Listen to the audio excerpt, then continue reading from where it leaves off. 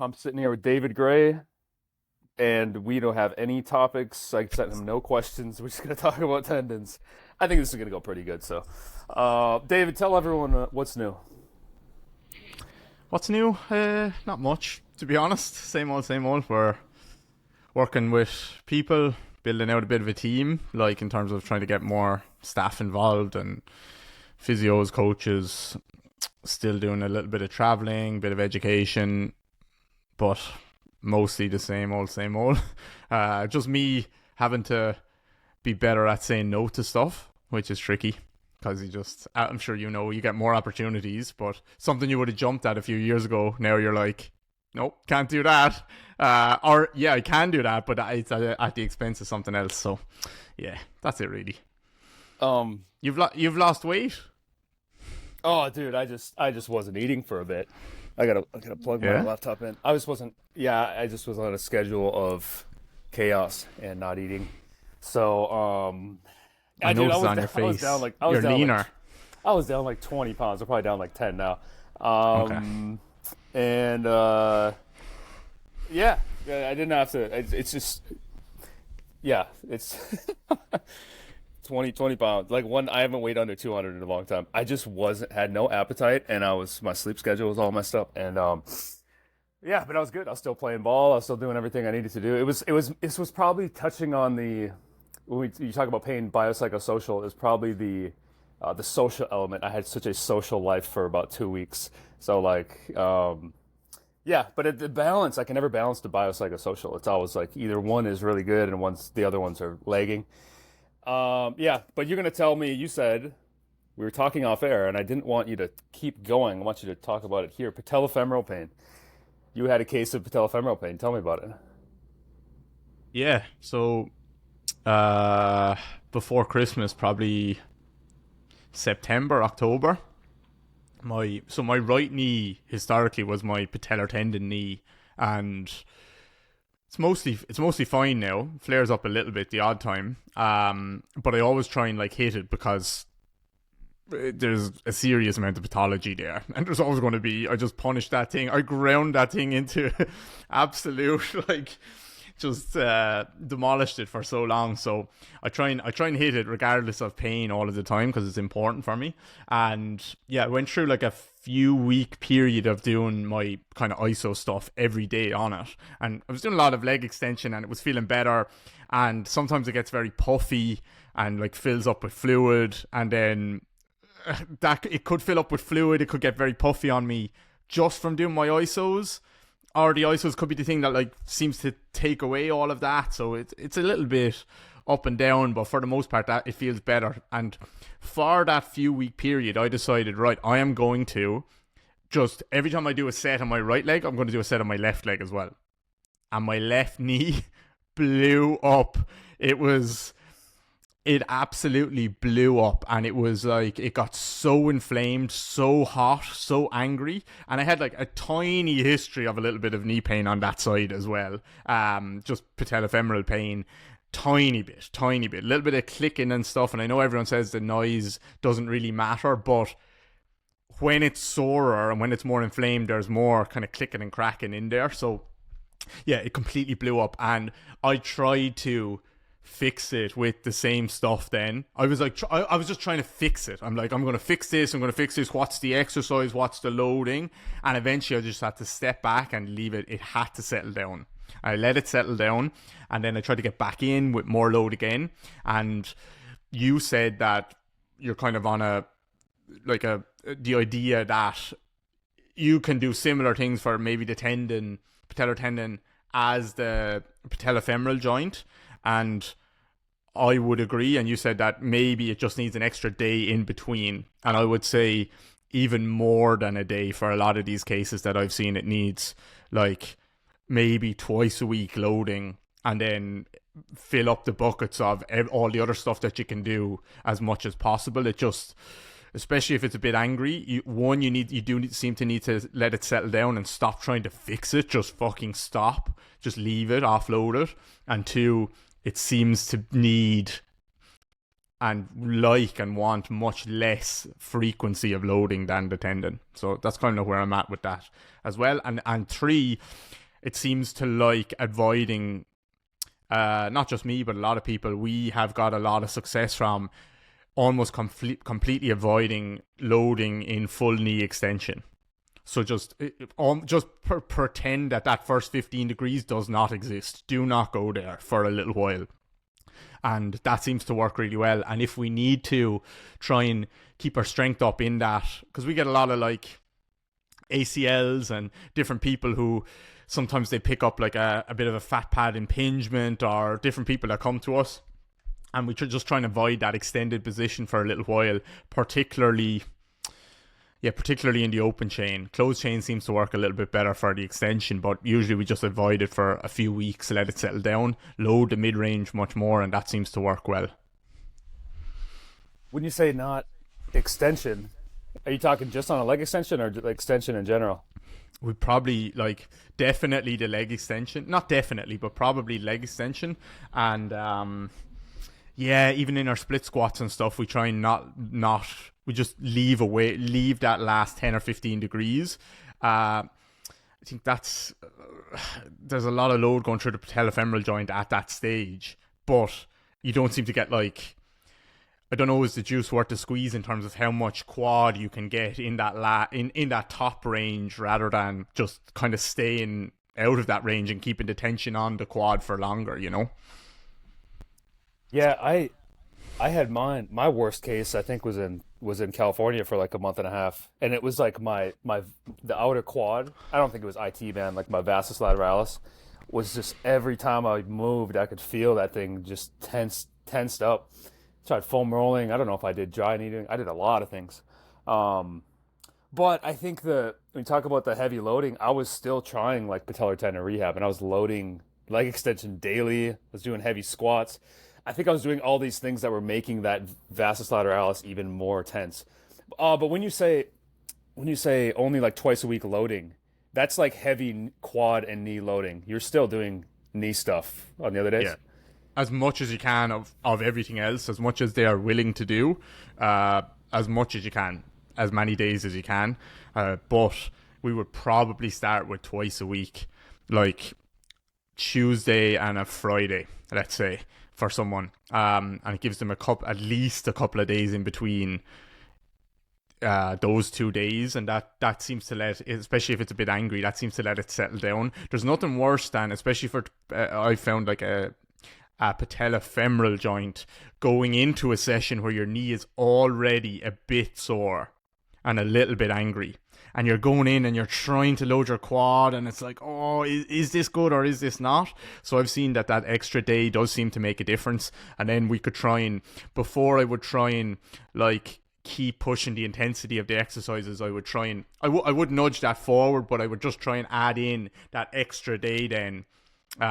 So like we'll bring it back to 2 days. We'll try and find some suitable exercises, suitable loads, push that for a little while, and then see if we can add in the extra day there, rather than starting with 3 days. Because adding that extra day early on, and this is obviously a general recommendation, but it seems to me that adding that extra day early on can mess up all 3 of the days, if you get me. Because I'm kind of sore all the time, rather than just having 2 really high quality days where I'm just loading that knee. So with the patellar tendon, it's like you pretty much know you have pathology in the tendon. You can look at the swelling and the nerve ingrowth and all this stuff and be like, okay, this is the pain in the patellar tendon, and like the pathology might not change, but let's just condition the tendon to be better to handle the sport. How do you look at patellofemoral pain? I've talked to so many people, and I'm still like, what are we like structurally? What's going on? What is the pain? How are you looking at patellofemoral pain? Or do you not care and you just like, let's just? I think you said this recently about the rehab should like focus on, if the rehab is I think it was on one of your podcasts. If you're focusing on performance in the rehab, then like you're going to be good because you're trying to get back to sport. But if you're focusing on maybe more of the rehab type ideas, I'm really butchering what you said. It was so good what you said, and I can't remember it now. I But don't like know if either. yeah, but it was oh man, it was good. It was about focusing on performance in rehab, like trying to get stronger, trying to get more powerful, and not Mm-hmm. worrying about these maybe like a gait analysis or something along those lines. But if you're Mm-hmm. focusing on performance, then we get rid of a lot of these arguments of like, do I need a 2 times body weight squat or do I need to do split squats? And it's like this I'm training you for performance. This is an issue I've had with people with patellar tendon. I'll post things on Twitter on patellar tendon, and I'll be like, you need strong quads for patellar tendon rehab. And the physios, the evidence based people will be like, well, strength doesn't really, you don't really need quadricep strength for patellar tendon. The patellar tendon is going to heal on its own. But I could have won that argument if I would have said, well, this guy's trying to dunk a basketball. So Exactly. we're yeah. So yeah. You know So what? Most of these like evidence based, and I consider myself evidence based. By the way, like I I I pretty much do what the evidence says. But most of these people are working with 60-year-old whoever's who like they're not even getting patellar tendon clients in the door because their clients don't jump. So it's such a stupid argument. Like, would this person who has so much atrophy in their quads, in that quad on that patellar tendon side, be better with stronger quads? Yes. Of course they would. Because they want to jump better, because they want to be able to decelerate, and because, yes, it's probably likely that that's going to take a little bit of load off the tendon as well, if your muscle is a bit stronger. Or whatever the mechanism is. Are you better off? You should just ask them, like, flip it around. So would they be better off having weaker quads than they do now? No, they wouldn't. So, okay, let's make them stronger. And maybe the pathology changes, maybe the pain changes, but at the very least, they're left with stronger quads. Great, let's fucking do that. It's just it's such a pedantic argument that doesn't live up in the real world. yeah. The muscle thing, man. The muscle thing, it seems like a paradox. Like, now, obviously, you have your left knee hurts, your left patellar tendon hurts. That quad is wasted away. It's like, let's get the quad back. But I'm like, this idea that the muscle is protective of the tendon, I think it is. Like, for example, when you land from a jump, I think that energy goes into the tendon, and then if the muscle is more, because the muscle has to dissipate the energy, the tendon can't. If the muscle can do it better, then I think it sticks in the tendon for longer, so maybe that's a more protective role. But I'm also like, if the muscle is stronger and more powerful, now you're jumping 40 inches and not 30 inches. So it's like, now it's more damaging on the tendon. How have you wrapped your head around that whole thing? Um, I don't know. I think that the body can find ways of doing things regardless. So if you look at when you work with great athletes, it changes your perspective. So you can see great athletes who are clearly avoiding using certain areas and they still jump forward. Like they're a different athlete and they still jump 40 inches now than they did 5 years ago. But they're doing it in a different way. You know what's a good example of this? Tiger Woods. Tiger Woods now can still absolutely smack a golf ball. He just can't walk in between. And he can't use his right leg, I think it is. Like he is generating the force now through his spine and through all different parts, but he can still absolutely smash a golf ball. And it's because the goal of, let's say, the nervous system, part of the goal is, it's not about this is a stored movement pattern of exactly how I hit the ball. The goal is to connect the head of the club with the ball in this way. Or the goal is to get the ball onto the green. So his body can self-organize in a different way to get that job done. But he basically doesn't use his right leg anymore. And I see the same thing with athletes who, like, your quad is completely wasted away on that side, but you can still dunk the basketball. So I think, yes, they can avoid using the tendon a little bit and the quad a little bit, but they're still beating it up. They're still landing from there. They're still smashing into it. So, yeah, I don't know. It's a tricky one. I don't have a great answer, but I just can't see a negative in not bringing that up. And really, again, like if you ask the athlete, okay, you can jump 30 inches and your tendon is going to be a bit sore, maybe, or you can jump. If we make you stronger with the muscle, now you have the potential to jump higher, and maybe that beats up the tendon more. Like, I don't think that's a realistic question, even, because they're still going to find a way to jump just as high, regardless. It's just what they're using. So, yeah, I don't know. Yeah. Yeah, no, that does make me think. I've thought recently on when people. I mean, I use the analogy of NBA, like Vince Carter and Blake Griffin and some of these guys in the NBA who they jump much stiffer as they get older. But maybe this is a different argument. But I'm thinking of the quad that's wasted away, and I would think the person would have a movement pattern that looks like it's more beating up on the patellar tendon, which would be like more of a shallow jump, not a deep knee angle, because you can't use. I would think at least maybe you have a movement pattern because that quad muscle is doing nothing. Maybe your movement pattern is just like so heavy on the tendon with the jump and the land, and then you get the muscle. You become a meathead and you start training the muscle, and now it's like you become more of a power, like deeper position jumper. Yeah. It would take many years to get to that point, but I have to say, personally, my personal anecdotes for someone that's had both patellar tendon and Achilles tendinopathies nasty is when I'm training the quad more for my patellar tendon, I am running and jumping a bit better, and my knee feels better. When I train my calf more in a good, smart way, I'm running and jumping and changing direction better, and my Achilles feels better. Like I am a little bit more explosive, and it feels better because it seems like the muscle is doing more. That's just my anecdote. But there was a cool study a couple of years ago released, Jake. I don't know if you saw it, where they did they had people do bodyweight squats, and they had motion capture analysis around them, and then they put in they did like a nerve blocker on the glutes on one side. Did you see that study? I don't think so, no. And they retested their bodyweight squat. So basically, effectively, what they did was, it's just a bodyweight squat, and there's definitely limitations, and hopefully I'm not butchering the study, but show me a bodyweight squat, motion capture, so that they can see exactly how you're doing your squat. Nerve blockers on the glutes on one side. So effectively, they've literally taken away your glutes on one leg, and they ask you to squat again. And the surprising for me, at least, is that the squat actually looked almost identical after. So these people were despite having no access to a very important muscle group, they just made the movement look the same. Now, this is a short-term thing. Maybe if you said, I'm going to put in a nerve blocker for the glutes for 6 months, maybe the squat would look different. Or maybe if it was, okay, we're going to keep loading the bar and see, like, when does this break down?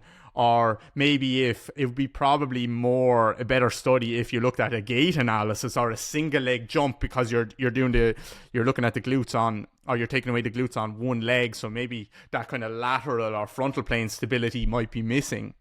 But just in that study, the squat looked the same, which is astonishing to me, to be honest, that you can, like, people. Then we have physios around the world who are like, you have a 1 millimeter hip shift, like, your glute medius isn't activating. Like, no, these people didn't have a glute medius, and the fucking squat looked the same. So I don't know, that just really struck home to me, that people can make things look good. Or good is the wrong word. They can make things look, quote unquote, good, but doesn't mean they're using what you think they're using. Yeah. I was gonna say something on. It's totally gone now. Oh man. Okay. So let's go on. Let's go on to the Achilles. It'll come back to me.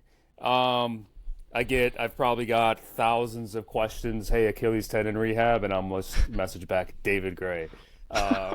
So tell me about your Achilles. Like, I've kind of talked many times of my jumper's knee journey. Like, mine was just created out of necessity, that none of the rehab worked for me. So I was a strength coach. I had the education on physiology. So I just pieced it all together to figure it out for myself. And then I released a program on it. What's your story with the Achilles? Why the Achilles? Well, my Achilles started on my right side, the same side as my patellar tendon, and my patellar tendon was so cooked that I basically was running without bending my knee anymore, as far as like for all intents and purposes. And I think that that's probably what started my tendinopathy journey with my Achilles. And as much pathology was in my knee, I would say at that stage, how sore my knee was when I had an Achilles tendinopathy, it limited my function much more, because I just did not want to even walk anymore on that side. I didn't want to do anything on that side when it got really nasty. And I had it for quite a few years, and then I took a break from sports for a while, and then I came back into sport, like competitive sport, and that's when I tore my Achilles. And it was a perfect combination of like what you would tell someone not to do, basically, which was stop playing sport, stop loading, so like lose muscle mass and lose strength, put on other types of mass, fat, and then go back to a previous level of sport that you did before, train for a week, and then manager comes to you and says, will you play a game this weekend? And say yes. In the warm-up of the game, feel like you might have hurt your Achilles, and then say, I'm going to play anyway, and fucking tear your Achilles. So, like, a perfect cocktail. So, yeah, tore my Achilles, didn't really rehab it, to be honest, just kind of left it, put it in a boot, for a little while, took the boot off, went for a swim, there was big waves, the sports doctor was like, do not take this boot off, like, you have to keep this on. Really nice day in Ireland, we don't get too many, go for a swim, get hit by a wave, like, kind of tear my Achilles again. So, a lot of stupid stuff, but in terms of the practical side of things, I hated calf raises. I basically stopped giving a lot of my Achilles clients calf raises, my Achilles tendinopathy clients calf raises for a while. And there was a couple of reasons. One, all I was ever given was calf raises, and it never really helped me, to be honest. And two, I was seeing elite athletes all of the time who had really nasty Achilles tendinopathies for years and were doing calf raises for years and not getting better. So we stripped back quite a bit on the calf raises, and I started to see a lot of people improve. And what I didn't realize was actually calf raises are a good exercise, a really good exercise, but most people were overdoing them in terms of frequency and really underdoing them in terms of intensity. So now, and there's a couple of reasons they underdo them with intensity. One is they can actually be a little bit difficult to load, especially in a like standing straight knee position. You kind of need a Smith machine to use to really like feel like you're stable and you can push. That's one reason. The second reason practically is that people try to do a full range calf raise, and the calves you're not very strong in your top range of plantar flexion. You're way weaker in your top range of plantar flexion at the top of a calf raise than you would be in your kind of neutral or dorsiflexed range. And this would be like, let's say, doing a leg extension where you can you can hold an isometric, or you can lift a weight in a leg extension, but you're choosing a weight that you can lift for an entire range of the rep, all the way into flexion and all the way into extension. But we don't really do that with a leg extension isometric, let's say. We would choose the heaviest weight possible that I can hold in a range that allows me to hold it. So that we can really get up to like max voluntary contraction type of areas. And we miss that in a calf raise when we try to go for full range, because you're so weak at the top. So people choose a much lighter weight because they think that if I don't get to the top of the calf raise, I'm not performing it right. So we make sure now that we drive intensity through the roof and we bring frequency down quite a bit, but intensity goes super high when we're doing our calf work, because we load them into the bottom of the range, and I don't really care if they get a whole lot up past neutral, to be honest. And I make sure they have a nice kind of pause at the bottom. So we will do a single leg calf raise like that, and we will do 4 sets of 8 or 8 sets of 4 or something like that, and they absolutely smash it. We'll usually do that once a week, particularly if I think it's like there is a bit of pathology there, not just or quite a bit of pathology, and it's quite chronic. If it's a little bit of a newer thing, not an acute thing, then I'll usually just attack the inhibition with some like just isometric holds and try and burn out the muscle and see, and that tends to help with pain a lot. But if I really want to hopefully make some changes and really build a lot of strength, then we'll usually go for super heavy reps with just from the bottom range to just above neutral once a week. We'll usually go for a 2 up, 1 down, a really heavy eccentric with like a 5-second eccentric once a week. And then we'll usually go for an overcoming isometric push in like up into a barbell, like Alex Natera's one. But we kind of go from this position where he has 2 positions. He has like hopefully I'm not wrong now, but he has heel on the floor and he calls it a knee iso push, and then he takes his heel off the floor where he pushes into the barbell and he calls it an ankle iso push. But I think the ankle iso push, I think the heel is too high, and again you're in too much plantar flexion and you can't push hard enough there. So we just kind of go in between both of those where we have a tiny bit of knee flexion. We take the heel just barely off the floor and we push really hard there. So we might use that as the third day of the week. So yeah. So does that, am I going too fast there, or is No. that okay? Keep going. So I was talking to a professional footballer on the phone there on, what day was it? Yesterday or the day before, and he was telling me about his calf rehab actually. So I kind of approached it similar to an Achilles rehab for him. Tendinopathy, but he had a soleus tear and he had a little bit of gastroc as well recently. And actually, side note on this, he went to 3 different sports docs all to read his scan, and one of them said it was going to be 12 weeks. The second one that he went to was supposedly the best in the world, the very best in the world at calf rehab and like sports doc wise, and he said it was going to be a 4-week rehab. He classified it very, very differently, and then he went to a third guy, and the third guy said it was going to be a 10-week rehab. So, and it turned out to be roughly around 12 weeks, and he still wasn't right. So this is just a complete side note, like I don't know what's going on with reading scans. I'm not someone that reads scans, but like, Jesus Christ, you can get very varying results from people reading scans, and you might be, yeah, you should get a second opinion, I think. But, anyway, so back to him. So he is going to do the overcoming ISO 3 times in the week, and he's going to do the regular calf raise up and down single leg twice a week, and he's going to do that eccentric once a week. So and then Tim Riley, actually, I did a call with him the other day, and he has had a little bit of a flare up with his Achilles, and yeah, he started off with the overcoming ISOs, and he just wrote to me this morning saying his Achilles has never felt better. So we use, the more I go on, the more I've learned, the more that overcoming isometric position that I'm describing there seems to be just so good for people. It seems to work really well. And I think a lot of the reason is that people don't use enough intensity in their calf and Achilles rehab. And sorry, back to the football guy. The reason I brought him up was, so I said, how many times are you training your calves a week?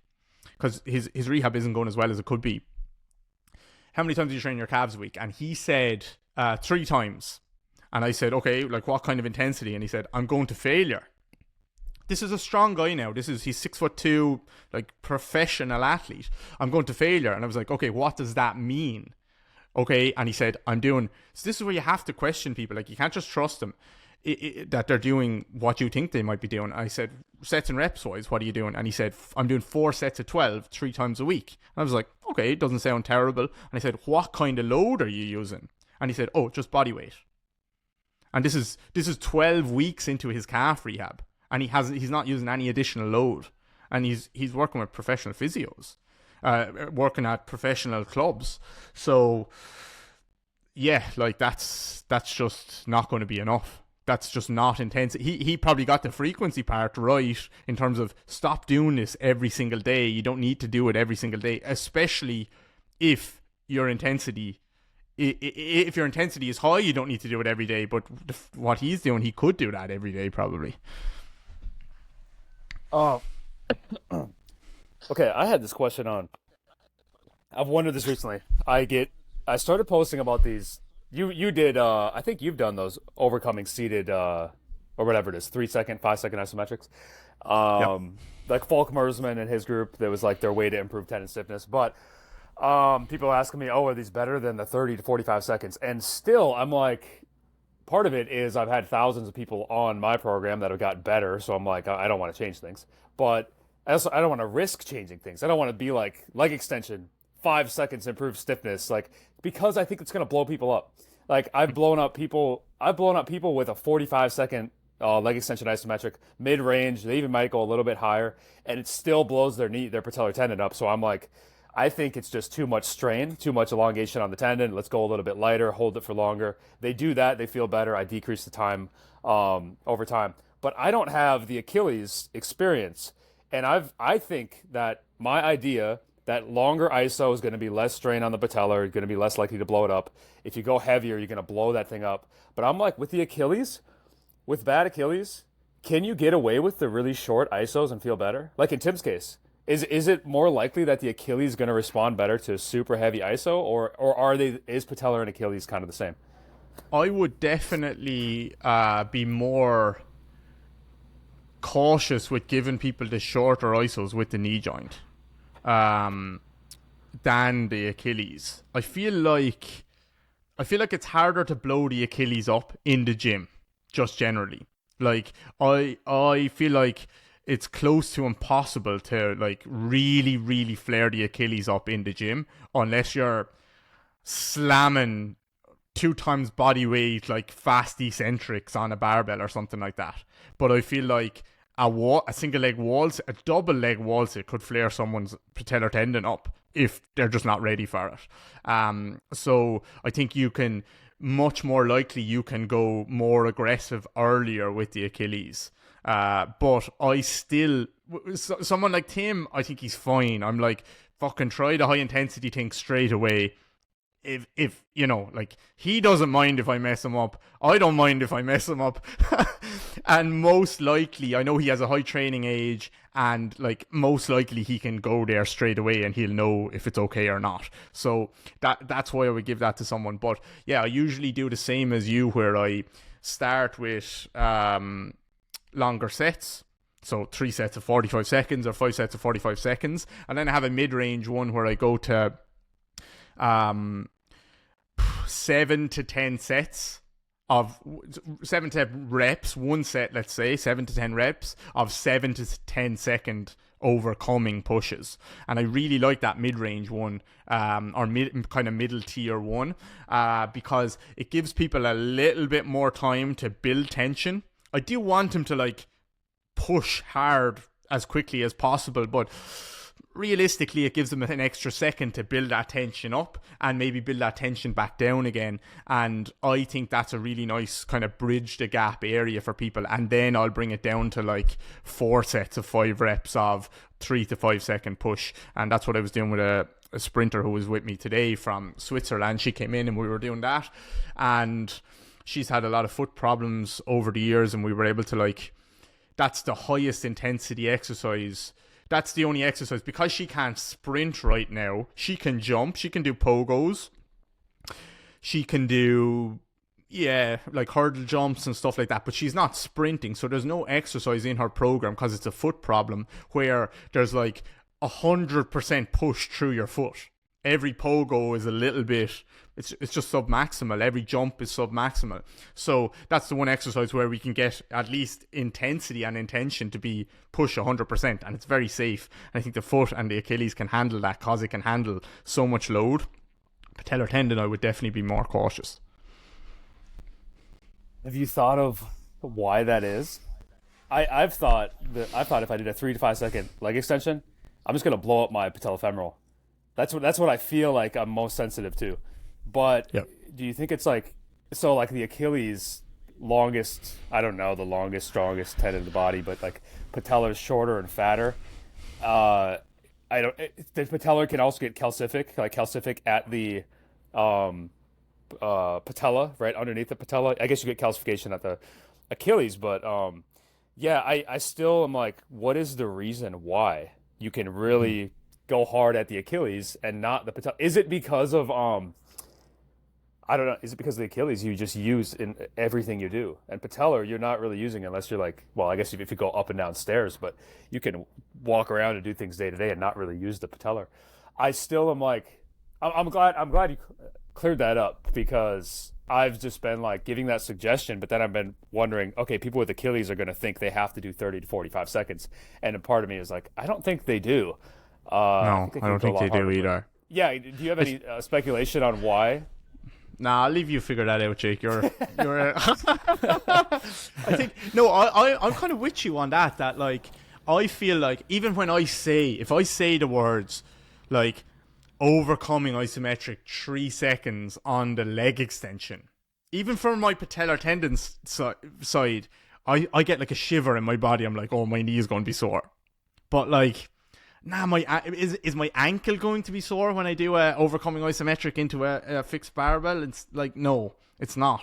Unless I do it in a stupid range of motion. So, nah, I just feel like it's probably much easier to direct load into the calves and everything else feels fine around the foot and the ankle versus, I don't know, that knee just wants to take over. One more point. What? Yeah.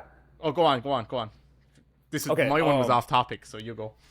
Yeah, I was wondering if so when you're doing like in any the a calf raise or isometric at the ankle, like the only thing you're looking at, pretty much the only structure is like the Achilles tendon, the stress and the strain of the Achilles tendon. When you go to the knee, you're looking at stress and strain of the patellar tendon, but you're also looking at patellofemoral joint stress. So you have like two things you're competing with. At the ankle, it's just one thing. Well, it's more than that because there's a lot of other plantar flexors at the ankle as well. Well, I guess yeah. But what I'm getting at is you have like another structure there, the kneecap. That like you have another structure of, let's say you have another bone there, so it's like there's maybe like it's more complex to get into a knee iso than it is to get into an ankle iso because it's like you're just really trying to pull on the Achilles versus if you're trying to pull on the patellar tendon, it has to go through the kneecap. And I feel like, I mean, you were talking about that swelling you get, and I feel like if it's like synovial swelling or what's going on with the knee joint, but when that thing swells, I was actually doing, I think I was with the first time I was ever with Tim Riley in Austin. He was doing like hack squats, like really deep hack squats, and he was saying how good they feel for his knees and how I'm gonna feel good doing them for my knees, and it just made my knees feel way worse because I think they were just like had swelling already in them, and it's like this is not good for me. So, yeah, that's what maybe that's what's going on is the patella makes things a bit different. I'm not sure. That's your next. What was your sidetrack though? Yeah, the curveball with the Achilles is because I guess we have at the moment with our team we're rehabbing 2 patellar ruptures. Both are one is a professional basketballer, one is a GA player here in Ireland. I know the guy. Do I know the guy? I don't know. Do you? Oh, we don't need to talk about it. I thought I had DM'd him and maybe we. Anyways, go ahead. Maybe you do. I don't know. Maybe you do. I think it was in the past I was helping him, and I think he ruptured because that will happen. Okay, I don't know.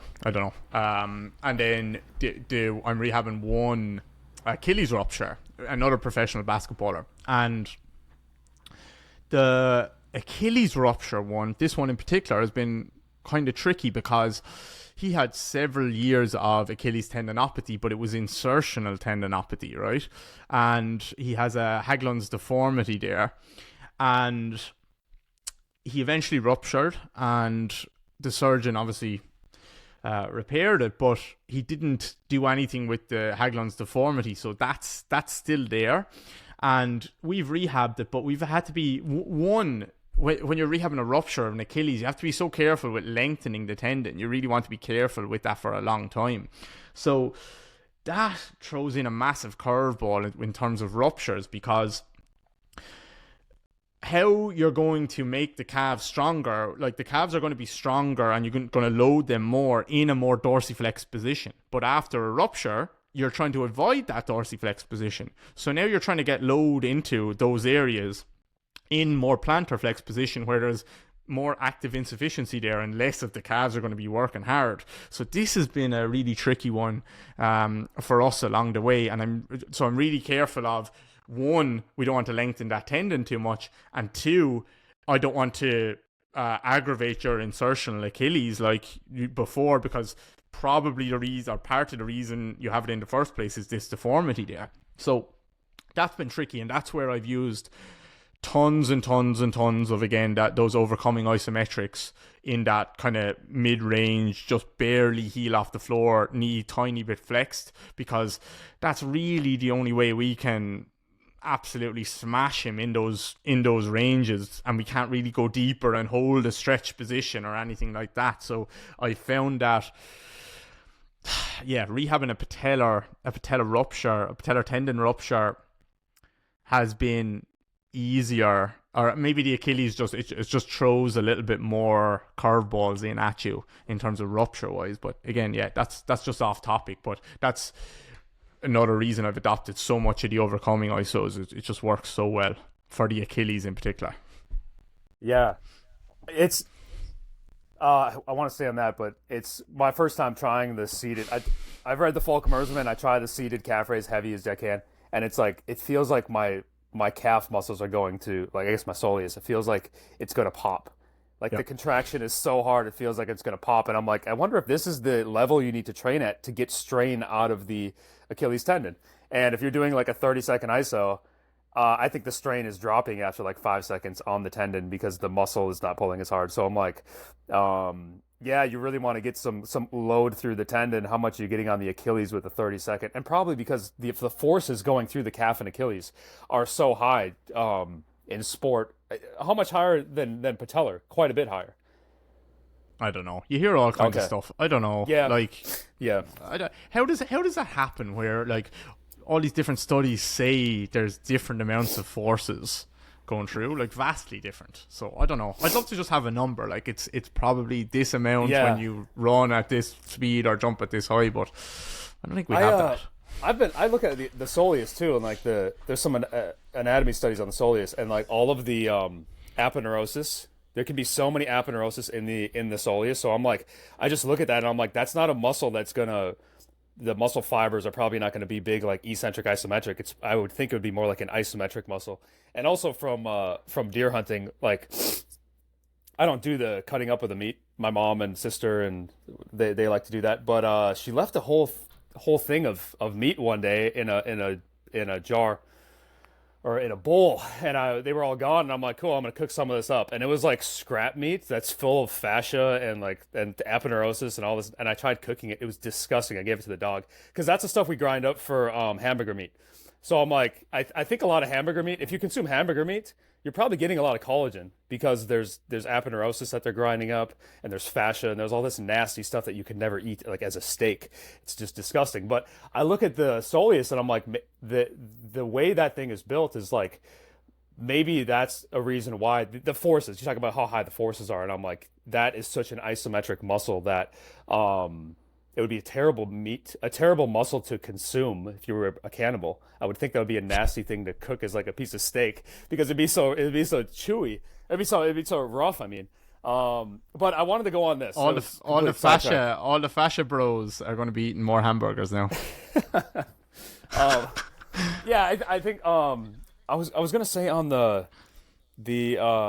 lengthening of the Achilles. I don't know if I've ever asked anyone this. So like, that's a big thing post rupture is they don't want the Achilles are going to naturally lengthen. And that's a bad thing because when it lengthens, there's nothing you can do to get it to shorten again except for get another surgery. Patellar tendon rupture. Is that not lengthening? Does that not have the same risk of that tendon getting longer, or does it? Yeah, of course. But I think if you think about even just going for a walk with the Achilles, like how much you could. That's why they're so careful when they put you in the boot, that they have like the wedge that you can like adjust by a degree or whatever it is every week. So it's just so easy to lengthen your Achilles in a like max length instantly in a stupid way. So you have to be very careful with that, extra careful with that. I want to talk about your Achilles again. But do you ever watch Mark Ripito? Starting strength. No, but I know who he is. Yeah, but no. You're familiar? Yeah. Okay, dude. Some of his takes are so good. I love the guy because he had one piece. It was spot on. He's like, if what you're seeing in the real world disagrees with the literature is wrong. And I forget the way of philosophy. It was like, what is? There's a certain branch of philosophy that is based around that. But it was so good. But he tore his Achilles. Hang on. Do you agree with what he said there? Yeah. Completely. If the literature is telling you a certain thing, and then what you see in the real world is different, I'm like, the literature's wrong. What if what you're seeing? What if you're not seeing what you think you're seeing? Okay, I guess we needed like a case. What case are we talking about? Let's go back 1,000 years where they did bloodletting and someone got better. What they saw was that they did this treatment and someone improved, and they assigned the improvement to this treatment. Okay. I think it's getting at, did it work? Yes or no? And we're not trying to look at the mechanism. Yeah. So like the bloodletting could work, but it could be a placebo, and we're not even trying to explain away the placebo. Mm-hmm. Yeah. Yeah. See, that's look, fair enough. On an individual level, you want to do things that improve your own client results, but on an industry level, we need to have good explanations for why things work. So that's where the research is. And to be honest, the research is trash because you don't get. They just tell you what they did. They don't really. It still isn't telling you like why something worked. To be honest, it's so surface level, really. So yeah, we want to know why. So tell me why it's working, not just, I did this and X amount of people got better and X amount of people didn't. Like, excuse me, like I can do that myself in clinic. I don't have to, I can tell you who got better and who didn't. I can't tell you exactly why, or I know we can't say exactly, but give me some reason why. Yeah. Anyway, back to your point. I enjoy it because I'm always trying to find mechanisms for things, and it's like I go back years later and I'm like, I'm probably wildly off on the mechanisms. But it's just enjoyable for me to try to dig deeper. It's not fun to be like surface level, but at the same time, I love the surface level of, did your squat go up 100 pounds on, like, I use it for clusters because I'm like 8x5 clusters.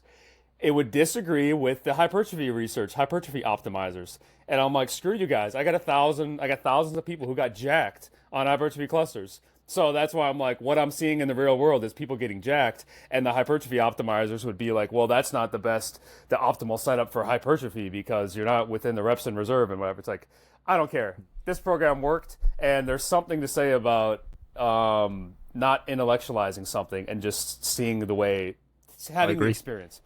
I agree. So Mark had a video, because he had a video on tennis elbow, a golfer and tennis elbow, and his method was to do, I think, like pull-ups every day.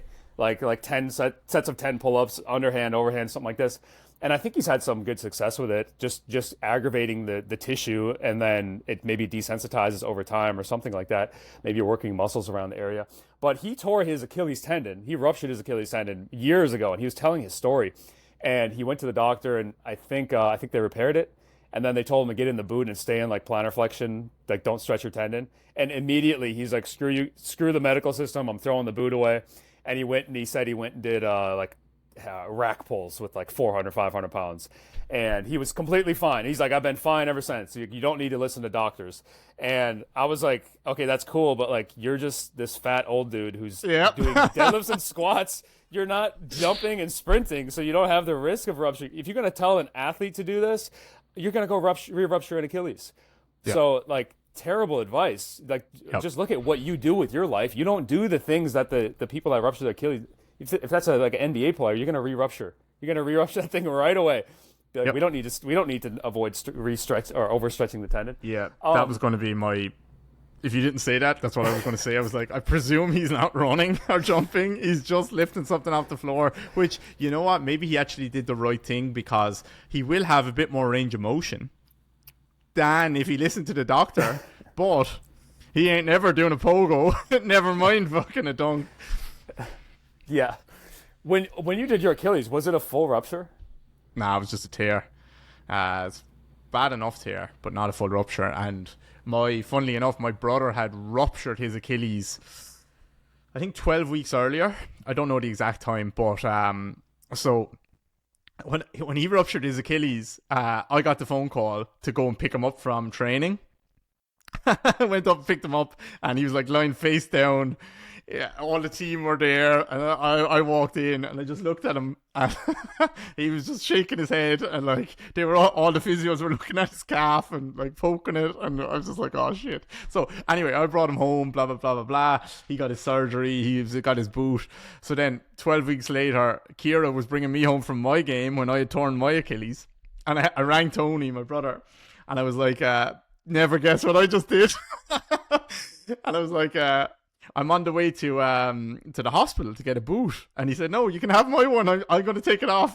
I'm just cleared to take off my boot. So yeah, it was fucking, and that was the first time we had trained together, like played on the same team for a decade, the same sport, the same team, the same training, and like nothing like that happened to us. And then that year we both played for different teams, different training, different gym, different everything, and we both did our Achilles. So like, you know, if we were training together that year, everyone would have said, oh, it must have been the load or the volume or the whatever you were doing in the weight room. But actually, no, it was entirely different for the first time in a decade. And we both tore our Achilles. So that's where we could have been like causation versus correlation. If we trained together, everyone would have said like you both were doing something stupid at the same time, but we weren't. I sometimes wonder genetics. If your brother did it and you did it, I don't know any immediate family member that's ruptured their Achilles. But also they're probably not athletic in doing things like that, so maybe that has prevented it. They also I think genetics, yeah. I really do. He was freaking out because he's had Achilles. He's had problems with his elbows, like tendons. He's had lots of tendon problems, and so have I. And he was like, oh, I think I'm sick. I think I'm this and that. I was like, nah, you were just like, your Achilles, you had a new baby. You were 37. You were 36. You were playing at the highest level of sport, and you didn't sleep for 6 weeks. and you ruptured. And you had a calf strain the end of the previous season and never rehabbed it. So like, again, perfect recipe. So you tore your Achilles. That calf strain that you had the previous year, like that was a big sign. You said this before, Jake. I think on one of our podcasts that we did, like a younger person hurts their calf, an older person hurts their Achilles. So he hurt his calf and then his Achilles, and I just was detrained. I was out of shape. So I do think genetics probably is part of it, but also just recipe for disaster. I went to a Jill Cook course recently. Jill Cook, Mick Hughes. I love listening to Jill, but there's probably like 10 things she said where I'm like, how can you say that? One of them was on the Hagelin's deformity. She's like, I don't think it's a problem, and if you like shave it or cut it out, whatever, it's just gonna come right back. But I'm like, I don't know how you can say that, because I've heard a lot of cases of people that like that's a serious problem for their Achilles. Do you see a lot of them? No, not that many, but so I don't know. I'm not confident enough to say it is or it isn't. And like with this guy that I'm rehabbing, he spoke to a surgeon. Like he should have. I think, again, anecdotally, I think when they were doing his Achilles, they should have just shaved it off as well. They should have cleaned it up, because it wouldn't have mattered. Like they were going in there anyway, so just do it, and they didn't. And then he spoke to a surgeon about it recently. And he said, like, yeah, I can do it now, but I still don't know if it's going to help pain-wise. So, I don't know. I think it's a bit of a guess. I don't think we know, to be honest. But I don't know. There's definitely I have seen people. The people that I've seen have an Achilles problem as well. I haven't seen too many where. Now maybe I'm not looking for it. Then I don't know, but seems to be an issue. But that doesn't mean that shaving it off is going to help. So I don't know. But I've seen with some of these foot shapes that like they're very rigid feet and a little bit more supinated. And I think that can be a bit of a problem. Actually, more so, not with the deformity, but more so with the insertional Achilles, super rigid foot shapes with like a really tucked under heel bone. And I personally think that is causing more compression on that insertional Achilles, because when they drive their knee forward, they just have a little bit of less space, I think, and you can actually see a bend through some of these Achilles. It doesn't go like someone who can kind of open their midfoot. You can see this nicer kind of long line. I have a video on our membership site about this. You can see more of a long line as they go into dorsiflexion. It's like a flat stretch that they get on the Achilles versus some of these insertional people with the more rigid foot shape. You see a bend through a certain part of the Achilles, and I think that's probably not great. But again, I don't have anything to back that up. That's just very anecdotal. I'm sure a researcher would say you have nothing to back that up, and I would 100% agree with them. That's what I just talked to Joel, and he was saying the same with I guess he looks at a lot of high jumpers, and it's like the rigid supinated foot is all of that's going through the Achilles. Like they're just beating up their Achilles, versus like the overpronator, quote unquote, is like they're getting deformation at their ankle, and it's like unloading the Achilles a bit instead of everything going, which is crazy because you look at the foot people, the foot world, and it's all about let's get more supinated and rigid foot, and it's like how many. If that actually stuck with a person, you'd probably just be yanking on everyone's Achilles. Like there'd be no give there. That's what I think at least. You said you had a few. A question I always get, and I'm kind of frustrated because I don't know. I usually just try to make people feel at ease with their tendon, but they get a report of a partial tear, a partial rupture, and then when I go through read research, it seems pretty agreed upon. Now, if it's like a major rupture, like 50% or something, it's like you can probably see that on imaging, but a lot of them are just like, how do you distinguish the rupture from just like normal degeneration of the tendon? And there's not really a clear picture on that. So I just tell people just to rehab. Do you have people like partial ruptures? Do you do anything different? Or is it just more like if they come to you right after a partial rupture, a suspected partial rupture, you're taking it much easier? But I feel like you do that with a very sensitive tendon anyways. Like, is there any difference like partial rupture versus just regular tendinopathy? No, for me it would be like, well, yeah, I'm just more cautious with it. If we agree, and this is a conversation for them and a surgeon and a couple of different opinions, I guess. But if they agree that they're not going to get surgery, and most, I would say rarely is surgery the right option there, then we agree that rehab is the right approach. And with rehab, like, the good thing with rehab is you're going to push people as hard as you can push people and no harder. And that doesn't matter if it's an ACL rehab, if it's a hamstring rehab, if it's an Achilles rupture, an Achilles tendinopathy. I'm just going to push you as hard as I think I can. And that's going to constantly change. So if it's a rupture, if it's a partial rupture and you can do single leg calf raises and go nice and heavy, I'm going to go nice and heavy. I'm just gonna push as hard as I can. ACL rehab, I'm not gonna pay too much attention to the timeline that people put on it. I'm just gonna try and push you as hard as I can and try and improve function all of the way. And I think you're gonna end up in a good place. So yeah, that's the beauty of rehab. You just meet you where you're at, make you a bit better. Meet you where you're at, make you a bit better. And you can't really, actually, like I said with this guy that had the calf, the scan, like, you can have 3 people reading that and they all say completely different things. So I can't really place 100% trust in what any of those people say. So I can only see what I see and try and go from there, you know? I don't know if this was on you had Peter Malieris on. Was this a long time ago though? Yeah, a couple of years ago, yeah. Okay, I think he was on Greg Lehman's show, and I had never heard this because I just had never heard it until I said it. But I think he was talking about Achilles ruptures. I think that was the only tendon.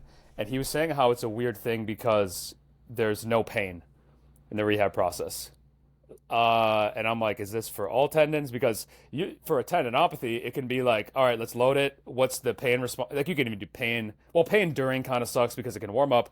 It could be a few hours later you get pain. It could be the next day. It could be the following day. And that's the pain. That's the guide you use for rehab of, okay, if your tendon tolerated this well, pain is stable. If it didn't, it blew up with more pain. We should probably regress or take some days off, try again. With the ruptures, is there no pain? Is there like less of a sensitive pain response? What's going on? Yeah, not really with an Achilles. You're not going to get probably any pain, to be honest. Yeah, so you just judge function. Like you're looking at range of motion, and that doesn't mean range of more is better. It's limited range of motion. We want to limit your range of motion and function. Can you do a calf raise? That's going to be your big first milestone. Can you do a calf raise? And with our Achilles guy that we're rehabbing at the moment, long before he could do a calf raise, I got him to try and do a calf raise every single day. Even if you're not doing calf raises on that day, or double leg calf raises, or assisted calf raises, or like lying on the floor against the wall calf raises, every day stand up and try and do a calf raise, at least one. Just so that the intention was so clear on his mind that, like, the sooner I can do a calf raise, the better. So, yeah, you're not going to have pain, just judge function and range of motion. And that's where your force testing can be good. I saw there was a girl, a high jumper in the UK that had an Achilles tendon rupture just before the Olympics, actually. I think she was due to go to the Olympics and she ruptured her Achilles. And they were using some different testing even while she was in the boot, I think, or when they take the boot off to do a little bit of rehab. And they used not a force plate, they were using like I think it was Remaker was the model that they were using, where they can a dynamometer, handheld dynamometer, and they were using that to calculate how much force she could put through, so that they knew when she could walk, because they were saying, okay, when you walk, you're gonna have to handle X amount of force at your soleus and your gastroc and your Achilles. So we're not allowing you to walk. Like, you can walk when you can do X amount of plantar flexion force. You can walk with one crutch. When you can do whatever, you can walk with no crutches. So, like, there's you can make very clear functional milestones, and it doesn't matter that there's no pain. And it's a good thing that there's no pain, because pain is a bitch and it's going to get in the way. So it's a good thing it's not there. Do you think the no pain leads to people doing too much too soon? Like if you have no pain, you might be like, I'm gonna go hop back into sport, unless you have clear timelines of. Yeah, nah, it doesn't. It, like, if they do that, they're an idiot, and yeah, they have a bad coach or a bad rehabber, you know. So yeah, with other issues, with other injuries, it can, but like something like a rupture, it definitely shouldn't. You're definitely not hopping back into sport unless you want to hop back out again nice and quickly. So yeah, I don't think so. But one thing I have changed my mind on a bit is the pain during tendinopathies. So for a few years, I was kind of very much on the board of like pushing up to a 3 or 4 out of 10 pain during a session is fine. Even maybe I was like on the mindset of that's good. That means we're working hard. That's good, as long as it doesn't spike too much the following day. And I still appreciate that. It's still fine, but I don't know, I'm much clearer in my mindset now that I'd much rather it not be sore. I'd much rather find positions where we can just get the load as high as possible without the pain. And I know that sounds incredibly obvious, but I probably wasn't active enough with trying to do that in the past. I was probably like, because everyone said it's fine if there's pain there, I just was like, it's fine if there's pain there, rather than being like, it's fine, but also it's much better if there's not. Yeah, I like. You're speaking at Boyles soon, right? Mike Boyles. Mm-hmm. Yeah, I like. Well, Enda King did it for me first, where he's like, he wants a big hit in the muscle and not in the joint and the tendon, and I was like, oh, that's so good. And then Mike Boyle, same thing. He's like, he wants sore muscles, not sore joints and tendons. And yeah, and it's like, it's so simple, but yeah, all that research is like, you can be like a 4 or 5, and I've just never really liked that. And I also wonder what's happening if you're just because like you get nerve ingrowth into the tendon. I wonder if you're just keeping that going, the nerve ingrowth into the tendon, and those are just not gonna come out, and maybe that's going to make the pain more chronic. But it might be like I think you said on the last show, the more Goggins or less Goggins. It's like if someone's a baby, they probably need more Goggins, and you probably should push into some things. And if someone is an idiot and pushing too hard, it's like let's back off and try to get the muscles and lay off of the tendon. Yeah, Um, big time. the so I was on the plantar flexion thing. So for a long time, you were doing like full range calf raises, and you just felt like because I hardly do calf raises. I've just always had like pretty decent sized calves, so I've never really had to do that, and also not a history of Achilles problems. But whenever I do them, it's like yeah, that top position just feels so weird. It's almost like is it like a resupination of your foot? And I feel like my tendon is like just I don't know because you get a good strain on the Achilles, but you get to the top, it feels like it's just crunching up, and I Yeah. just feel not a good yeah like not a good contraction on my so like. I think you had said this recently that you'll try to get that as like a range of motion thing, but when you're going for loading, you're just gonna not care about getting plantar flexion, right? Yeah, I'll separate it out. So, you will if it's a rupture again of Achilles, you want to get that top range back because it's almost impossible for them to get that top range back. They're just going to be really, really weak there, probably forever, or weaker there than they could have been. Um, and I think that's down to structural changes. I spoke to Colin Griffin very briefly about that, and he's actually going to come on my podcast, I think, soon, but I don't know, he's smarter than me, so he knows about the structural changes that when the Achilles tears and blah, blah, blah. There's something with the gastroc changes and blah, blah, blah. But what it results in for me is they're weaker in the top range. And so you do want to make sure that you strengthen that, but you have to separate that out from the middle range and where you're going to go for your most load, because if you're always trying to choose a weight that loads the top range, it means you're underloading the bottom range or the middle range. So we separate it out. We go, right, there's your calf raises, and you're going to go through whatever range it is, if it's a tendinopathy or a rupture, whatever range you're allowed to go through. Go as heavy as you can through this range. And then we will do some top range calf raises separately to that if we feel like we need to top it up. So in that instance, you're setting up and you have a plate under your heel, and the plate is actually, you're starting in plantar flexion, in a decent bit of plantar flexion, and you're just going to go to the top. It's like a calf raise of like an inch at the top, and we'll just go for super high reps there, so we get a massive burn in that top range. Or you can load that top range, but we separate it out. It's two different exercises, and that works really well. And then maybe once a week we'll go for either max capacity calf raise, where they just do a body weight calf raise and they're trying to go through their full range. And that's something that we can test, obviously, and we want to get, like, an active male should be aiming for getting about 30 reps there of their just up and down body weight calf raise on a single leg. And so we can do that maybe once a week, or we can have slightly higher reps of like 2 or 3 sets of 12 to 15 reps where we do body weight again up and down and try and get the full range. But that's a bit more capacity and range, whereas strength and intensity, I'll just repeat again one last time that the biggest by far mistake that people make is not loading heavy enough because they're trying to go up to the top range.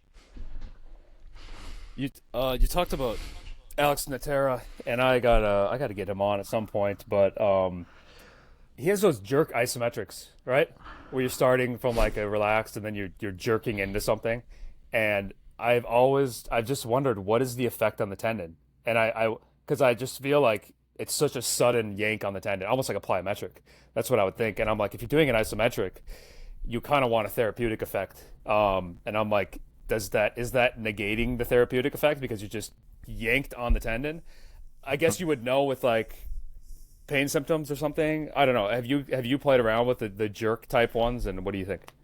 Not really. I think that if I'm at that stage of like rehab, let's say I am doing ballistic movements and jumping movements, I suppose, at that stage. So the girl that I was saying, the sprinter that I had with me today from Switzerland, she was setting up in that overcoming isometric position that I described, and she was trying to find a way to actually jerk to initiate the rep. So I'm trying to get her to fully lock in. There's zero movement anywhere, and then she just has to drive as hard as she can, 100% as quickly as possible. And she was trying to, like, every time I said go, she was trying to, like, have this oscillation at the knee. It was like she was using the patellar tendon and the quad tendon, this oscillation to drive, to transfer energy to the ankle. And I see that as a, like, quote unquote compensation there that she's trying to do. She's not happy to just be in a position and then smash through the foot. She's transferring energy down the chain. So yeah, I see that as you're saying therapeutic effect if you're more isometric. Yes, I think that's the case, but also I see that as an opportunity for someone to find other ways to load and push rather than the one area. And that's where our isometrics are so good.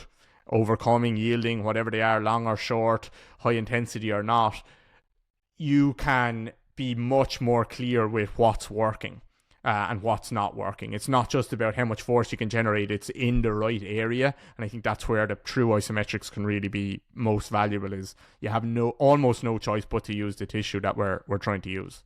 Almost no choice. I just talked to Joel, and he gave his ways of prehab for his own Achilles, and his number one is running on the creek, all these rocks that are like different surfaces and everything. When you're doing Achilles rehab, are you varying surfaces of the floor, like angles of the floor, or are you like flat ground a lot of times? Yeah, well, we do a lot of foot stuff with it anyway. So not necessarily varying angles of the floor, but we're varying shin angles. I spend a lot of time getting people to shift.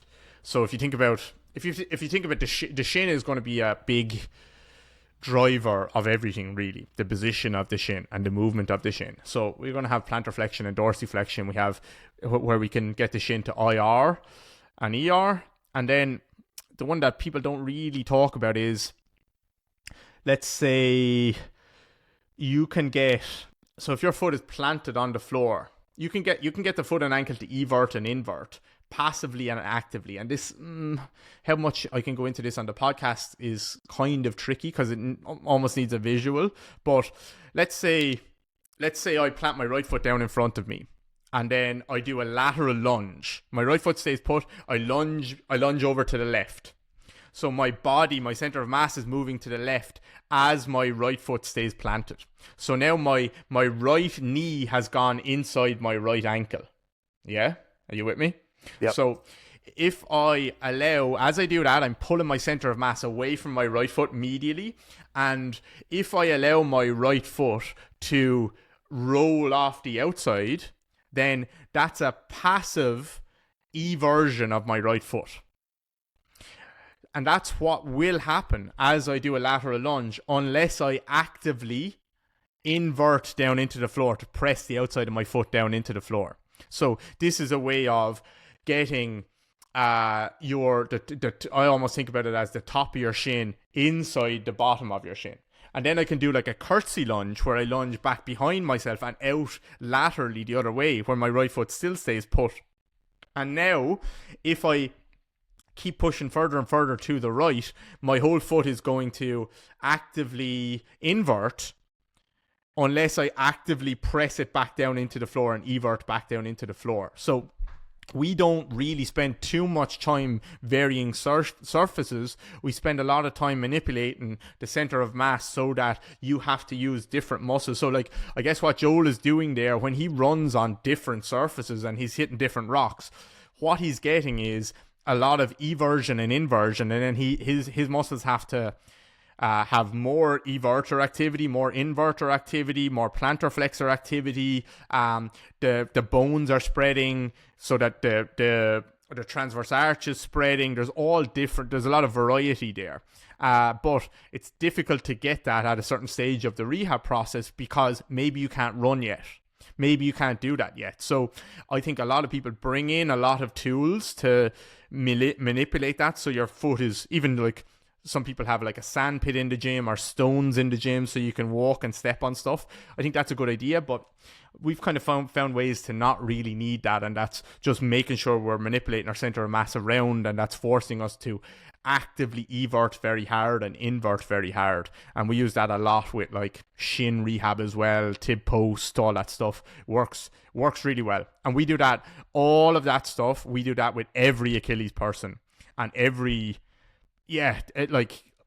just cannot see a benefit in making sure that all of those muscles are working really well and you can move in lots of different ways. And I think that is another huge point that I think people miss is, I don't know, with lots of parts of the body, with like the back, lower back, people will encourage movement in all sorts of ways. With the hip, they'll encourage it in all sorts of ways. And then they come to like the ankle and they just do like calf raises and knee to wall.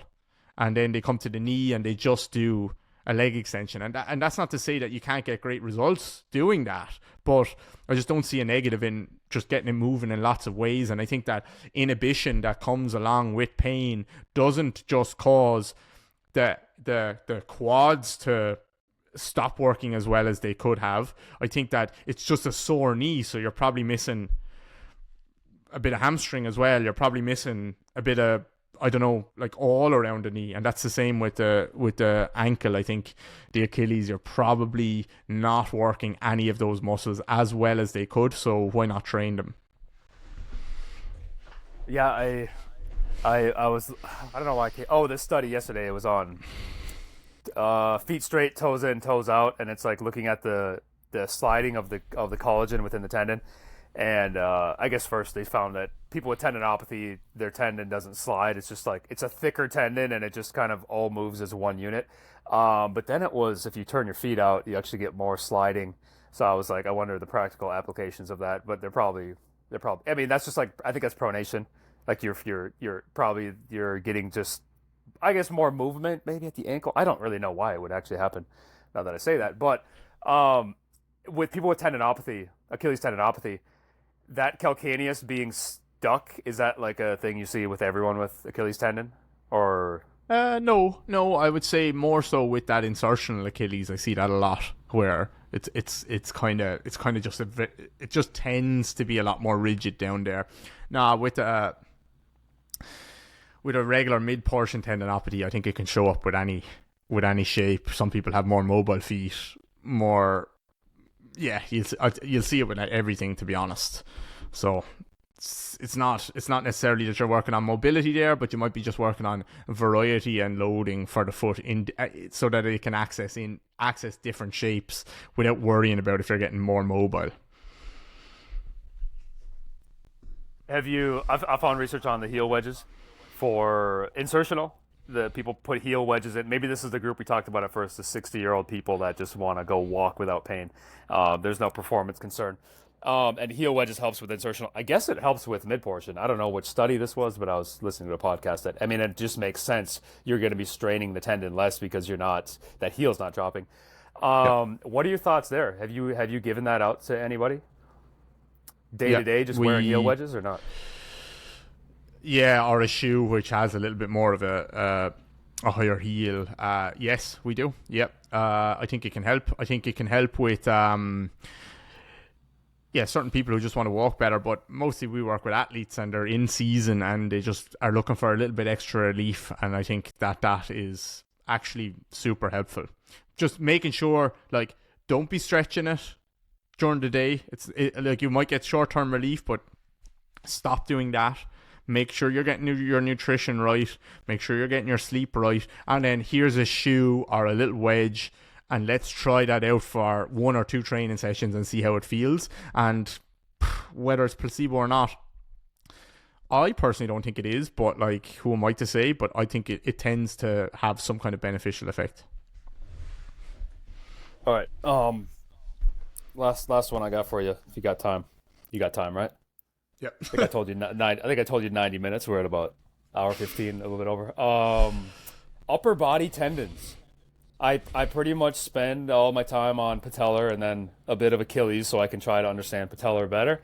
And then I do a little bit with upper body. I just don't care, and I feel like they're just simple and they're uninteresting.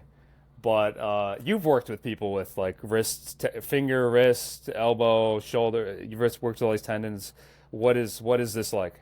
Yeah, but not that much. A little bit, and I had a really bad medial epicondylitis myself years ago when I did a lot of gymnastics at one point, a lot of like ring work, handstand work, all that stuff. I couldn't even brush my teeth in the morning. It was like it was like my forearms were just blown up.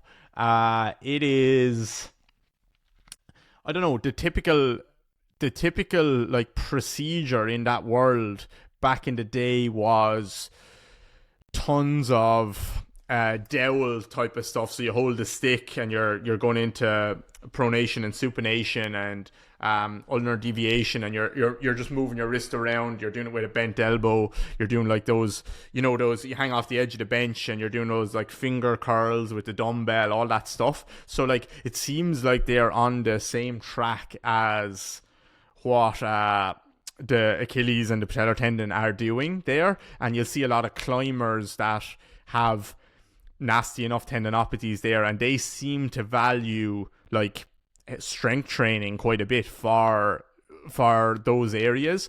But then you'll see some research which particularly talks about the elbow, and it seems to say that it doesn't seem to respond as well to heavy training there. So I don't really know. My bias would be just to try and treat it in the same way, which is find an entry point with the load, and go from there. But I think that potentially mechanics are maybe more of a factor there with a tendinopathy, particularly around the elbow. I would be definitely more like, if you come into me with a patellar tendon, I'll look at how you move, but I'm definitely finding a hard quad exercise that you can do like straight away.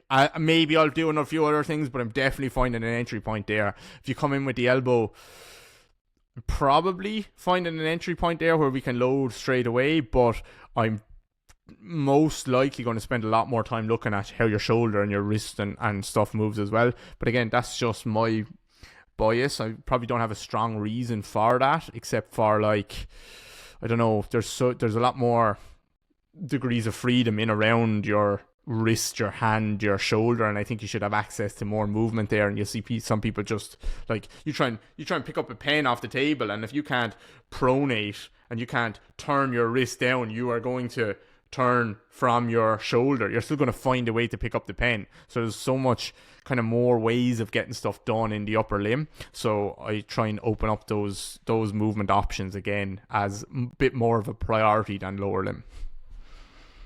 How did you get back to brushing teeth? Good. Did you just stop? Did you just stop gymnastics or what? Yeah, I hit a 60-second handstand, and that was my like goal for a while. Freestanding 60 seconds, and I instantly got bored with it. I was like, okay, I don't mind if I never ever do another handstand. It was weird. I do have sometimes a short attention span, but like that was the most. I realized that I was doing that purely because I set some arbitrary goal and I had to do it. I realized, I think almost the second I came back down from that handstand, that I did not give a shit. I just did it, and that was it. So yeah, that was me done forever. I had the medial epicondyle pain too from powerlifting, and that was my last powerlifting. I tried it was like the squat and the bench press. Because at the bench, you got to hold it at the bottom. And then the squat, I was doing like a really close grip, and I had to go wider and wider and almost like rest my palms on the bar because I couldn't squeeze down. It hurt so bad. Even deadlifts hurt. And then I was dating this girl at the time. She would always massage my elbow, I remember. And I don't even think that helped at all. But I would get pain sleeping. I would get pain in bed sleeping. I'd wake up every few hours with elbow pain. And for me, it just went away because I stopped powerlifting. It just was not a good, I don't know, I got monkey arms. It must have been something with whatever was going on. It's like, I don't like heavy bench press like that. I don't like heavy squats. Like I could bench once a week and I could squat once a week because the pain was so bad. And then I just stopped powerlifting. Did you tell your girlfriend that it was gone, or did you get her to keep massaging your elbows? I don't know. She probably did it because I just complained about it all the time. Yeah, I But just even complained after the about it. pain was gone, you still No, told no, her. no, no. It wasn't. It wasn't even enjoyable. Like the elbow is not an enjoyable place to massage. Get a massage anyways. It doesn't Not feel good. Like, pleasurable at the no, and you elbow. probably hit the funny bone every once in a while. It's like not a good thing. But But the Dave, what here's a question for you. Like with the powerlifting, do you think that you would have had less strain on your elbow if you had more mobility, let's say, at your shoulders and your wrist? I think so because my movement, I was so limited on what I was doing. Like I think Mike Israetel had a book, a nutrition book, like Renaissance Periodization, one of his first books, and he had a powerlifting template, and it was just like the big three exercises and very small variations of them. So like that was all I was doing, and yeah, that it just blew it up. I remember one day my friend came up from some guys wanted to play basketball, and I hadn't played basketball in like 2 years because I just want to get big and fat and strong. And I went out to play basketball, and just even shooting the ball and passing the ball just blew up my elbows. My elbows hurt so, and jogging, like these are not things where you're really loading your elbows, and like my elbows hurt so bad after 15 minutes of basketball, and I was supposed to go lift after that, and I was like, why did I just play? But that's how bad it was. I think I was just so I was like I've always been a block of wood, but like I was even more blocky back then. That there was no movement options anywhere. The only movement options were squat, bench, deadlift. Yeah. Have you seen rotator cuff? Do you deal with rotator cuff tendons? Nah, not really. No, Not really. no. Okay. We're 'Cause more and more. We're going like lower limb. That's it. Yeah. Those are ones I don't. I think it's the infraspinatus. One of them is a big like you have the distinction of energy storage tendons, the Achilles and the patellar. And they're energy storage because they're bigger. They have individual collagen fascicles with the IFM gel, and they strain so much, like maybe 20% strain of the Achilles and the patellar. And then every other tendon most of the other tendons are positional, and they strain like 4% or 5 maybe. But one of the rotator cuffs, I think it was infraspinatus, one of them can actually extend quite a bit. So that's why I was like, maybe I should be looking into this a little bit more because maybe there's some similarities there. I haven't looked into it too much because I just don't care being a guy who dunks basketballs and lifts weights. Like there's no shoulder problems that I get. And I don't really What about the argument you had? This is related to the argument you had on Instagram the other day about the 4%. That's what it is. So like the 4% is based on all the positional tendons. And if you look up any stress and strain graph, not all of them, but most of them are saying if you get to an 8% rupture, 8% strain, you're going to rupture the tendon. So it's like, well, then what about this piece of research where the Achilles goes 16% and it's running? They didn't rupture, they're fine. And then patellar tendon, same thing. There's other studies too. One of the first ones, I think they put a transducer or something inside the Achilles, like surgically put it inside to see the strain. That had to be so painful. They don't do that anymore, but I think they saw like 15-20% strain when running. So yeah, I think this is the thing, that the positional ones are just a linear extension of the tendon, and the energy storage is like a helical twisting of the tendon. And as you get older, the tendon's going to strain less because the IFM kind of dries up. I wanted to ask on that actually. My last one is I did a show with Hazel Screen on the interfascicular matrix gel, and I got to do another one because my idea of tendon structure, which had been built over like 4.5 years, a lot of the things she just took away, and I was like, I'm kind of happy it was because it's fun to. It's just playing both sides of like a tendon's built this way, no, a tendon's built this way, and I just go back and forth because everyone disagrees with one another.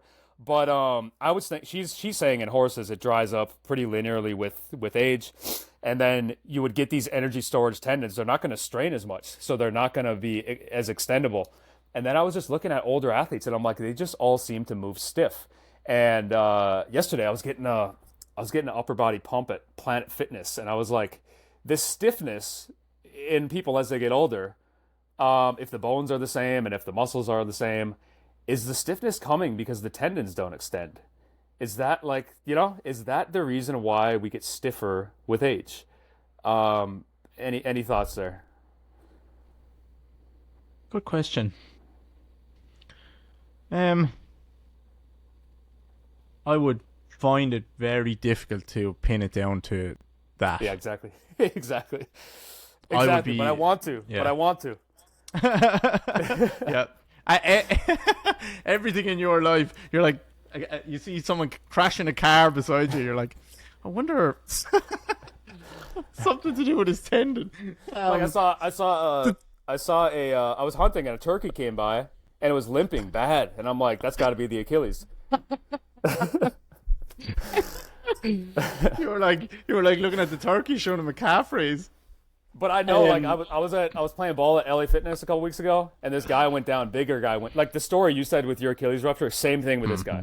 Out of Yeah. shape, took so much time off. He actually ruptured his other one many years prior, so that the chances of rupturing the contralateral are way up. But he went down. I didn't even see him go down, but I heard the gunshot, and I look over at my buddy, and he was on the ground. I'm like, dude, I think that was his Achilles. Yeah. No one else expected it, and there was a guy at the gym, this guy from thick accent African guy, and he was like telling me, "Yeah, man, you got to stretch and you got to do all X, Y, Z." And I'm just thinking like, Nope. bro, he's really friendly, he's older, but I'm like, you got to get out of here, man. Like this guy just ruptured his Achilles. He's like, you'll probably be good in about a week. Just give it some rest. And it's like, dude, you don't understand, man. He's done for a year, and he's probably never coming back to play basketball. He's done. He's done. Oh, but Yeah, yeah, it's nasty. I do try. I'm aware of my bias, though. You know, I try to everything I'm seeing is like, well, what's going on with the tendon here? Yeah. But is this something you see with like older athletes? The stiffness, the movement quality. Do people Of get course. stiffer with age? Yes, of course. Yeah, but I think it's a million things because they tend to move with less variety as well. So what you're kind of describing is a lack of rhythm, a lack of range of motion, and a lack of variability. So they don't move in as many ways. They don't have as many options. They don't move through as large a range a lot of the time, and they don't move as smoothly. And partly that is probably to do with a history of injury for a lot of these people. It's fine if you're moving around an old knee injury, but now you're moving around an old knee injury and a hip that feels like crap and a back and blah blah blah. So there's that. There's a lack of variety in their movement. They just don't do a lot of different things. They just do that one thing, so they're missing that. And people tend to confuse the two words variety and variability, and it's a little bit of a bugbear of mine because it's a really important distinction. Variety is doing more things. Variety is saying I go for a walk, I play tennis, I jog, I play basketball, or in the gym, I don't just squat, bench, and deadlift. I do lateral work, I do rotation, I do med ball. So you have more exercise variety. Variability is being able to express variability at your joint, for example. So I can, because a lot of people have more variety or have some variety in their training, but they have certain joints that cannot express variability. So it doesn't matter if you do a lateral lunge, split squat, back extension, core circuit, 10 other things. It doesn't matter if you can't flex your spine. Or certain parts of your spine, your back and your back muscles have probably done the exact same thing for all of those exercises. Excuse me. So what you're demonstrating there is a lack of variability within the variety of exercises that you're doing. And that's what these older people show you. Even if you give them 20 things, they will find a way to put their body in the same type of position for all these things. So this is where I think the kind of like the evidence-based quote-unquote thing arguments, like the really pedantic ones, kind of fall down as well, where they say like, oh well, does more range of motion matter? Does more strength matter? Because it's not, that might not mean that you improve this tendinopathy. Well, okay, fair enough, but like, if I went into a shop and I was missing a hand and I went to buy a hand off the shelf, would I want the hand that could move or the hand that couldn't move? I'd want the hand that could move. I'd pick that one. Would I want the spine that could move or not? I'd pick the spine that could move. That's the one I would buy. So I'm going to give that back to my clients where I can. Give them back the spine that can move, the hip that can move, the tissue that can load in all of these ways. Give them back all of that. And that's, I think, an important distinction. But they're lacking variability, even if they move with variety, and that can sometimes be a mental thing as well. People get more rigid as they get older; they get kind of stuck in their ways, and that can be expressed in the body as well. So yeah, variety and variability, and maybe it's a tendon problem. Yeah, that reminds me of the Bill Hartman was on Joel's podcast a couple times recently, and they were really good. But I forget his exact phrasing, but it just reminded me that people think they're getting these joint ranges of motion, but they're just like orienting themselves differently. I don't know if that rings a bell, but yeah, it was so Not good. for me. I find it difficult to listen to Bill. Not a slight on Bill or anything like that. He's very smart, but yeah, sometimes it just, I don't know, I end up with a bit of a headache. I'm not smart enough. Oh, I'll find one thing in 60 minutes where I'm like, that is low IQ enough that I enjoy that. That's something that, you know. All right, David, tell everyone what you got coming up. Well, actually, tell us about the hip program too. You just released the hip program. Thank you. You're doing your job as a podcaster, prompting me to sell something. Yeah, we released the hip program. It's kind of generic. It is generic. It's a mix of, so we get a lot of people with hips come to us and they have different problems. They have groin problems, kind of just general super tight hips, hip flexors, all this stuff. So we kind of try to really do a same version of what I've done with the foot and Achilles and what you've done with the patellar tendon, and just kind of make a 4-phased approach for the hip area, but not with a specific problem in mind. More like, okay, we'll work on your mobility a bit, we'll work on your strength and control a little bit, and then we'll slowly make things a bit more dynamic as we go. So that's what we've done, because I think, I don't know, there's something weird in the hip world where it's like you go to a physio that they're just purely going to do like FRC stuff with you, just 1,000 hip circles every day, or they're purely going to do glute exercises like glute activation, or they're just going to tell you none of that matters and just like deadlift. So try to just like combine those things together and progress in that way, and just work on nice movement, strength, control, activation, mobility. And yeah, we've had a really good uptake on it so far. It's released about a week ago, and I think it's going to be really good for people. So yeah, that's it. Next, what you got coming up? You coming to the States to Mike Boyle? Yeah, so Mike asked us to come to speak at his is it his spring seminar? That's what you talked at, isn't it? That's what I did last year, man. It was great. Yeah. So we're gonna go there, and because I'm only allowed to do one trip to the States a year, because Kira's coming with me, and Matty, our little baby, is coming as well. So like it's going to be one trip. It's going to be one and done. So we're going to go to New York. Before that, we have a workshop there in Reload Physical Therapy. We were there a couple of years ago, and a weekend workshop, and that's sold out already. So no point in me plugging it, but if you got a ticket, you got a ticket. So we're going to go to Mike's, and then I'm trying to convince Kira to let me to let us go to Texas as well. We want to go to Austin and check it out for a week. Tim Riley's been trying to convince me to move to Austin for 2 years now, so I'm going to maybe go and check it out and see what we think. Well, if you go, I might be there too. I'm not sure yet, but where are you now? I'm in Minneapolis. I was deer hunting for 3 months at my parents.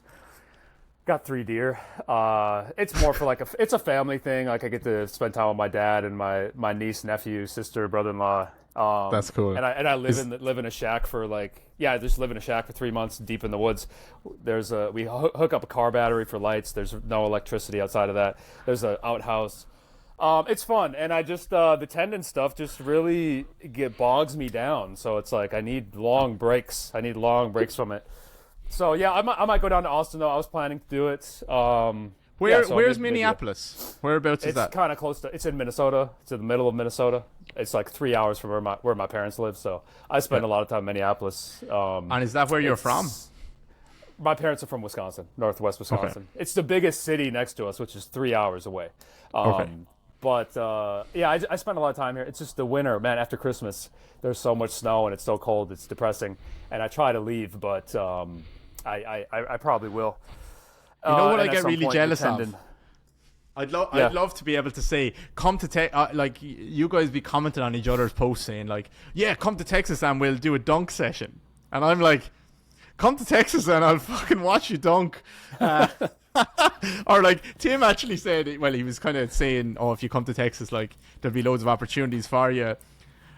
Basically, I'll help hook you up and I'll throw you an alley oop. He said, and I said like, I can't fucking dunk, Tim, so I'm catching that thing on the way down. So yeah, I mean, but come to Texas. I just got lucky. I got into basketball because dunking is such a cool thing to do, and Yep. I don't know if you have it in other sports. What is the thing for other sports? There's nothing as cool as dunking a basketball. So No. I'm glad I grew up with it. It's just given me a life of patellar tendon pain. But I guess But, I you know, I was able to build in a our business sports, around it and not exactly. have to work for people. Yeah. I was having this conversation with someone the other day. In our sports in Ireland, like we jump because we have to catch the football or the hurling the ball, the slitter, the rugby ball. But the measure of success is, did you catch the ball above your opponent? Or there's many ways to like get there in front of them, behind them, nudge them out of the way. But in basketball, it's like, did you jump high enough to dunk the ball? So the emphasis is always going to be on jumping higher. And that's why in Ireland, so many of our athletes do not jump well. They can time their jumps well. They can catch the ball from the air, but they don't jump high. And that's, I think I was having a conversation with Kira because I was talking about Matty. I was like, I want him to play basketball when he's young, just for that emphasis on making sure he can jump well. Yeah. And yes, I am projecting my dreams on him. Yeah, there's really in sports where you jump, like there's the tactical element, getting in the right positions and stuff, and then basketball, the hoop is stuck right there. And especially if you're not playing a game, you just need to jump high and dunk it. Yeah, that's good. All right, David, thanks for coming on. We'll talk later. Thanks, Jake.